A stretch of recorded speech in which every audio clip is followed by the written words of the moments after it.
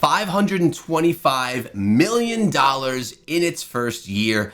This is what Diablo Immortal has made 12 months into its release. Now, the article we're looking at here today was released back in the summer at the 1-year mark of Diablo Immortal. And I want to go into today the profits that they've made, why I believe the game is being successful financially, and why we can get everything that we get inside of the game, essentially, potentially, absolutely for free. So first of all, let's read through this article and see what it has to share with us right here. Mobile spin-off Diablo Immortal has reportedly earned $525 million in its first year on the market, becoming the 15th fastest mobile game to cross the $500 million mark. 15th fastest, that's pretty impressive. The game has earned 22 million downloads worldwide, although this number could be a significant understatement as data is not available for third-party marketplaces in China, and it does not include the PC port of the game. Now, when we think about this, there are a lot of players, specifically our PC players, that exclusively play Diablo Immortal on PC. So that could be a good number of people. So this 22 million could be quite a bit higher. China is reportedly the largest market in Immortal, with 37% of revenue granted in this region. To be fair, I thought that would have been higher. I thought that China would have been an even larger market for Diablo Immortal. In other words, a larger spender for Diablo Immortal. Maybe more around 50% is what I was thinking, but look at that. It's 37%, which is still a good amount when we're comparing it to the world. The United States is also a significant contribution to the growth, making 24% of total revenue. That's crazy that the US is that high as well.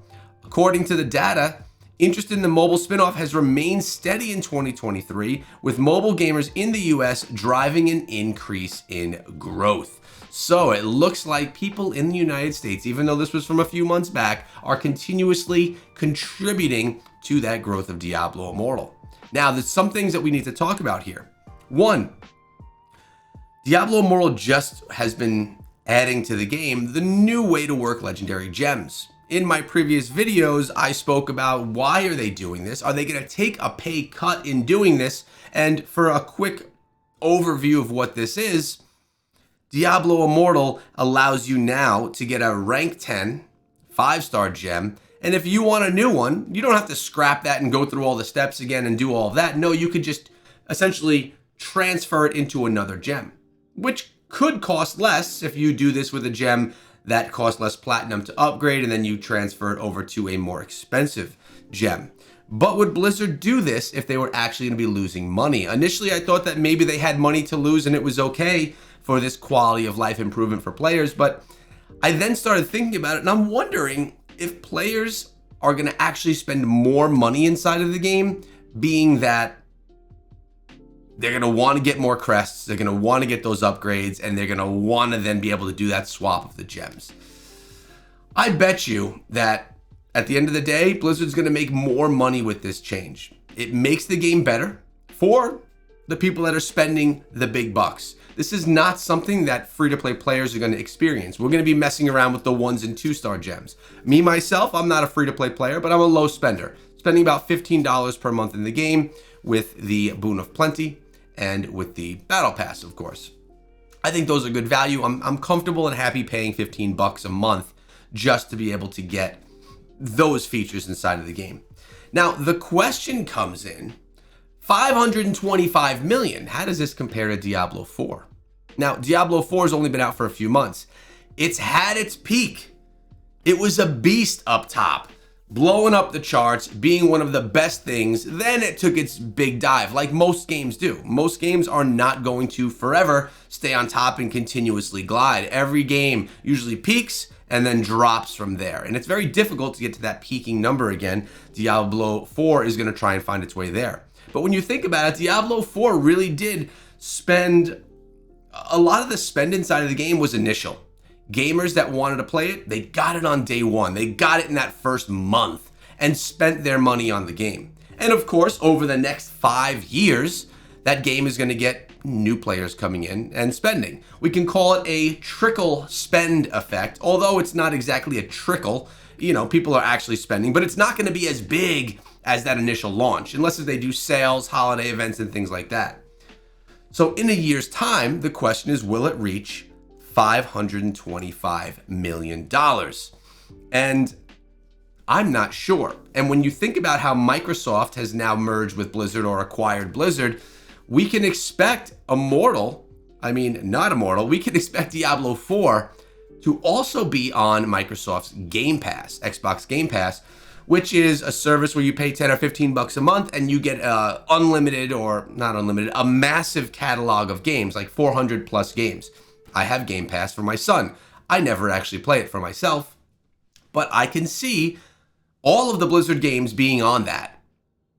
So if Diablo 4 is on Game Pass and Xbox players can play it, it will definitely bring up the player count inside of the game, but will it increase the spend? If people are able to play it for free because they have Game Pass, they're paying 15 bucks a month for the Game Pass, but they're getting to play any games that they want. So the direct profits being made by Diablo 4 can get a little muddy, can get a little unclear, a little foggy, and it can be hard to tell exactly what it's making. Now, we did just hear at BlizzCon about the new expansion coming to Diablo 4. That's going to be coming later next year. It's a while away, let's be honest here. They announced it, but it is not close. That is not going to be a free expansion. That's going to be something that you have to pay for. Gamers have to pay for.